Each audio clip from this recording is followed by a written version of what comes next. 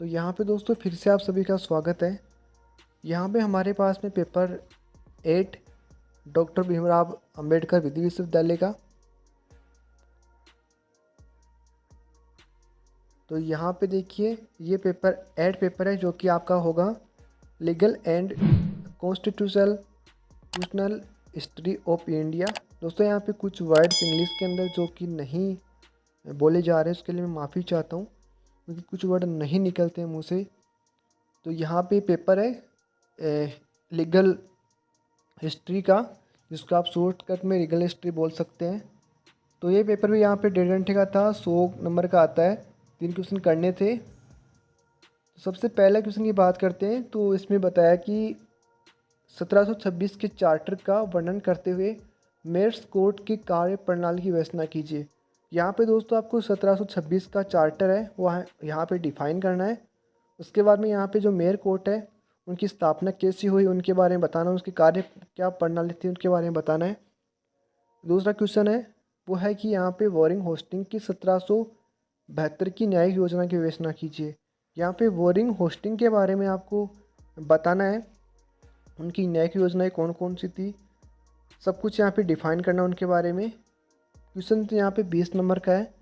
उसके बाद में देखिए स्पष्ट कीजिए। यहाँ पे लिखा लास्ट में कि 1774 के सुधारों ने 1772 की योजना कहाँ तक सुधार किया, कि जो 1772 है उसके बाद में 1774 के अंदर कहाँ तक सुधार किया वो यहाँ पे लिखना है। उसके बाद में यहाँ पे देखिए क्वेश्चन नंबर 3, इसमें है कि लॉर्ड कॉर्नवालिस द्वारा भारत के न्याय प्रशासन में किए गए सुधारों का वर्णन कीजिए। क्या क्या सुधार किए थे भारत के न्याय प्रशासन में लॉर्ड कॉर्नवालिस ने। इसके बाद में यहाँ पे चौथा क्वेश्चन है वो आता है ब्रिटिश काल में भारतीय न्यायालयों से प्रिवी काउंसिल को जाने वाली अपीलों के इतिहास के लिए एक नोट लिखिए और यह अपील प्रणाली कब समाप्त हुई। तो यहाँ पे ब्रिटिश काल में जब अंग्रेज़ों का टाइम था, भारत गुलाम था, उस समय न्यायालय प्रिवी काउंसिल होती थी, उसके बारे में यहाँ पे बताना है। अपील के बारे में एक नोट लिखना है जो कि यहाँ पे समथिंग 3 या 4 पेज में हो जाता है। उसके बाद में यहाँ पे अपील प्रणाली कब समाप्त हुई और ये प्रणाली थी उसको कब समाप्त कर दिया गया था। अब यहाँ पे क्वेश्चन नंबर 5 है भारत सरकार अधिनियम 1919 के अंतर्गत ब्रिटिश प्रांतों में स्थापित द्विवेद शासन प्रणाली की व्याख्या कीजिए। उसके बाद में यहाँ पे क्वेश्चन 6 है, इसमें टिप्पणी लिखनी है, शॉर्ट नोट है, टिप्पणी लिखनी है।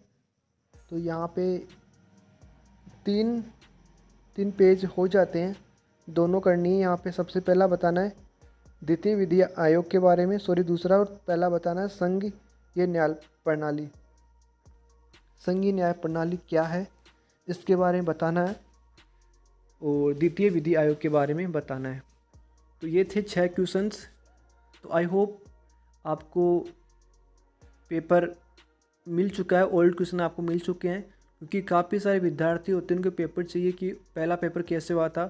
तो दोस्तों मैं आपको बता दूं कि यहाँ पे जो क्वेश्चंस बनते हैं वो 2 साल या 1 साल छोड़ के पेपर बनते हैं। जैसे अभी पेपर आएगा फर्स्ट ईयर की बात कर रहा हूँ, तो यहाँ पे 1 या 2 साल आप राजस्थान विश्वविद्यालय के और शेखावाटी विश्वविद्यालय के पेपर को फॉलो कीजिए, उन्हीं में से क्वेश्चन आते हैं 100%, तो आप उनको फॉलो कीजिए।